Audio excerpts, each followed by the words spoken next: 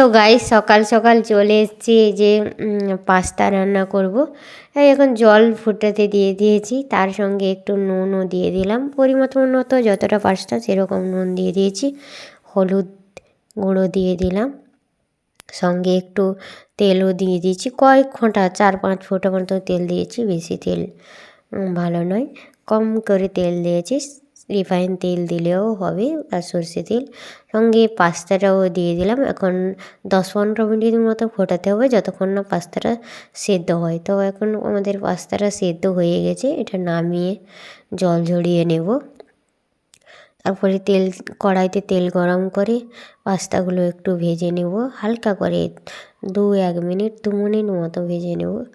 এই পাস্তাটা ভাজা হয়ে গেল, এখন কিছুক্ষণ 2-1 মিনিট ভেজে নামিয়ে নেব। 2 মিনিট নাড়ছি, নাড়িয়ে নেব। যদি বেশি নাড়ানো হয় তাও ভেঙে যায়, ভালো থাকে না। আর ওইদিকে টমেটো, পেঁয়াজ কুচি, কাঁচা লঙ্কা কুচি, রসুন কুচি নিয়েছি, এগুলো দিয়ে এখন সব তেলে দিয়ে দেবো, তেলের উপরে। সঙ্গে একটু লঙ্কা গুঁড়োটা আমি ওই ডিমের সঙ্গে দিয়ে রেখেছিলাম, আর লঙ্কা গুঁড়ো তাই দিইনি। আর একটুখানি নুন দিয়ে দেবো, যাতে নুনটা পাস্তাতে তো দেওয়া আছে, এই মশলার মাপে নুন দেবো, ডিমেও নুন দেওয়া আছে। অনেক দিন থেকে ভাবছি রান্না করব, কিন্তু বেশ কয়েকদিন হলো রান্না করা হয়নি। তাই আজকে যেহেতু রবিবার ছুটির দিন ছিল, তাই রান্না করতে সুযোগ পেয়েছি। এখন এই যে কিছুক্ষণ কষাতে থাকবো,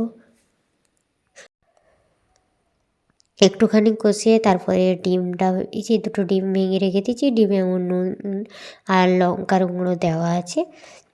এখন এটাকে ডিম সব কিছু মশলা একটু ভাজা ভাজা করব।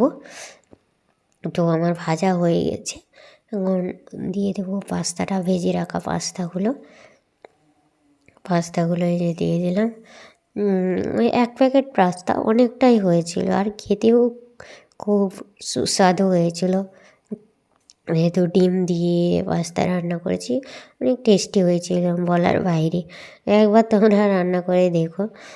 এখন কিছুক্ষণ নাড়াবো, তারপরে একটু টমেটো সস দেবো, আর অনেকে সোয়া সস দেয়। তারপরে কী বলে, ধনেপাতা দিলেও ভালো, আমার কাছে ছিল না তাই আর দেইনি। এখন একটু সস দিয়ে দেবো, টমেটো সস এই যে দিয়ে দিলাম, দিয়ে তারপরে দিয়ে কিছুক্ষণ নাড়াতে থাকবো। তো যাই হোক, নাড়ানো হয়ে গেছে, আর কিছুক্ষণ নাড়িয়ে শেষ করবো রান্নাটা। আজকের ভিডিওটা কেমন লাগলো তোমরা জানাবে, আর যদি ভালো লাগে লাইক কমেন্ট সঙ্গে সাবস্ক্রাইব করে রাখবে। আজকের মতন বাই।